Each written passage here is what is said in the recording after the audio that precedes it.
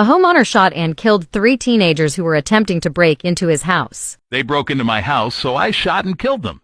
They deserved it. Although he claimed it was in self-defense, the parents of these teenagers still demanded that he be sued. In May this year, 3 masked teenagers appeared in a nearby residential area and attempted to break into a house for robbery. But the homeowner was discovered and a shootout occurred. As a result, all 3 suspects were shot. One of them died on the spot, and the other 2 unfortunately passed away after being sent to the hospital. After the incident, the families of the deceased confirmed that 2 of the deceased were brothers. The parents of these 2 teenagers demanded that the homeowner be sued, claiming that the homeowner killed their 2 sons. However, several witnesses confirmed that the 3 teenagers were all wearing masks and carrying weapons when attempting to break in. After entering the room, the homeowner picked up a gun and aimed it at him. The homeowner retaliated in self-defense. Ultimately, the police concluded that the homeowner's actions were considered a legitimate act of self-defense and would not be held responsible for this. Do you think the homeowner acted in self-defense? The Gold's Gym locker room scandal just took a shocking new turn. The person at the center of it all has been revealed to have a serious criminal past.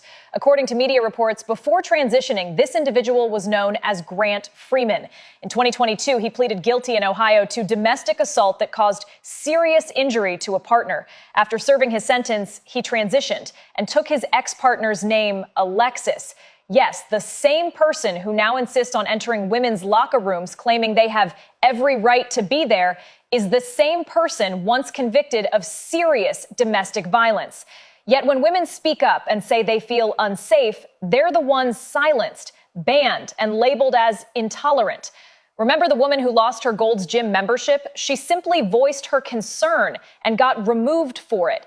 Now this story has gone viral. One side supports the gym's inclusivity policy, while the other, mostly women, just want to feel safe. If even people with serious criminal backgrounds can freely enter women's spaces, then maybe something in the system is broken.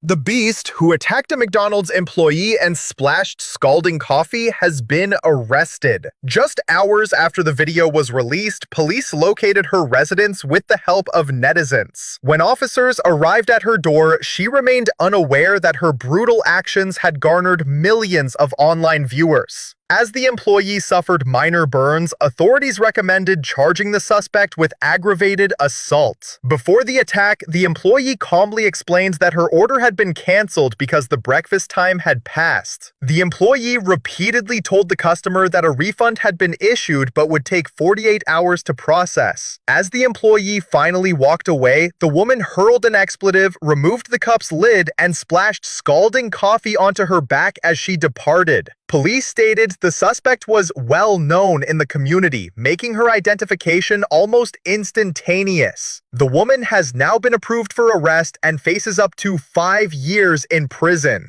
He was just trying to steal something, and now you've electrocuted him to death. You need to take responsibility for this. A thief was electrocuted while attempting to steal electrical wiring, and now his family is suing the charging company for $3 million.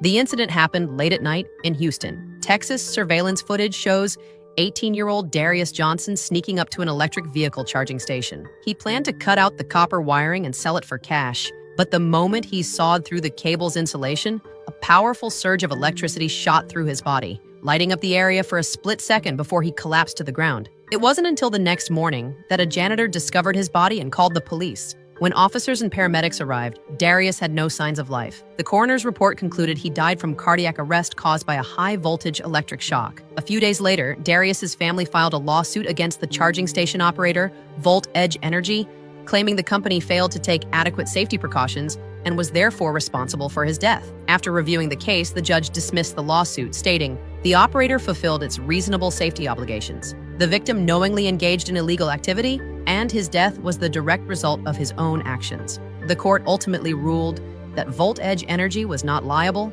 and ordered Darius's family to pay $30,000 in damages for the equipment he destroyed. Do you think the judge's decision was fair?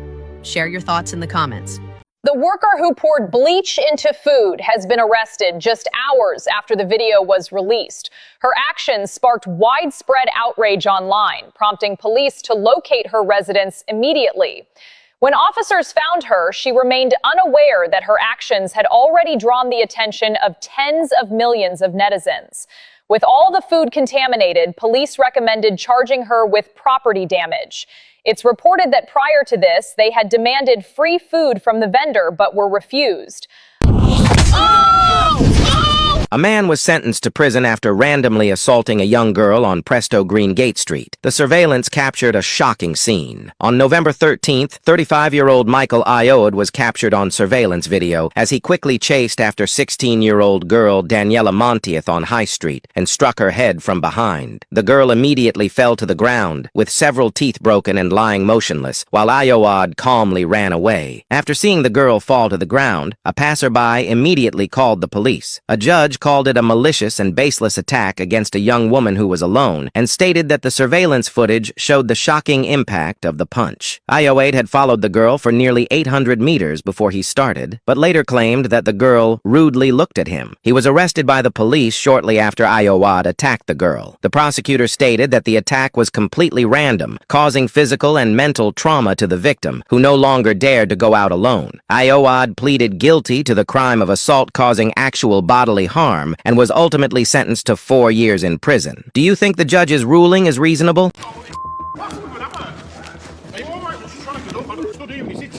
Investigators say 20-year-old Amber Zek was allegedly killed by a coworker. Her father says she was outgoing, a hard worker, and loved her job as a welder. According to the criminal complaint, 40-year-old David DeLong admitted to police he didn't like Zek and has been planning to kill her for some time.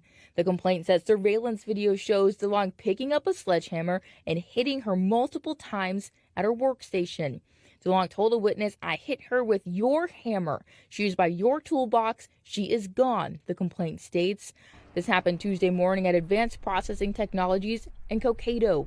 In a statement, a company spokesperson says they are heartbroken by yesterday's tragedy and our thoughts are with the victim's family and friends in this terrible moment. DeLong has been charged with second-degree murder. Wright County Attorney Brian Lutz said in a statement, "I will evaluate this case for a possible charge of first-degree premeditated murder, which requires convening a grand jury." A police officer in Florida has been sentenced to prison for maliciously assaulting a man lying in a hospital bed. In August, 26-year-old David O'Connell was arrested by the police on charges of nonviolent refusal to arrest after someone reported a family dispute. He was taken to Broward North Health Center for evaluation to determine the injuries he sustained during the arrest process. The video shows that O'Connell was taken to the ward and made a scene to leave. He didn't want to stay in the hospital. Hey, I don't want to be here. I don't want to be here. I don't want to be here. Deputy Sheriff Ruben McCausland then closed the door to the ward, angrily walked forward and forcefully placed his leg on the hospital bed, punched him in the face, and then twisted his arm back with force. McCausland knew he was being recorded, and after the conflict ended, he even pointed at the camera at one point. O'Connell's painful screams can be heard in the video. Afterwards, he begged a nurse to stay in the room with him. After the incident, McCausland claimed in the police report that O'Connell pushed him first. However, the law enforcement recorder footage shows that O'Connell never pushed his chest. The prosecutor pointed out that the victim suffered multiple facial injuries, including eye injuries, which require surgical repair. McCausland was later ordered to resign and sentenced to 3 months in prison, and was ordered to pay nearly $2,000 in compensation and fines. Caught on camera now, and a woman distracted while walking down the sidewalk takes a nasty fall. From this angle, the two wide-open cellar doors look hard to miss. Surveillance video shows a utility crew going down to do some work. Then, minutes later, a woman appears down the block, walking straight towards the cellar. Right before she gets to the open door, she looks at her phone and flips headfirst into the basement, about 6 feet below. You see two passersby stunned, and the worker in the cellar rush towards the woman. Others on the block quickly came to look, including a police officer who happened to be across the street. Patricio Romero works in a shop just feet away. When somebody was telling me, it was, oh my God, it is unbelievable, you know. But the woman's son told our CBS affiliate in New York this is not just another case of texting while walking. He says his mother is diabetic and legally blind and has trouble seeing blended colors. Moments after she fell, fire crews arrived and rescued the woman, pulling her out of the basement on a stretcher.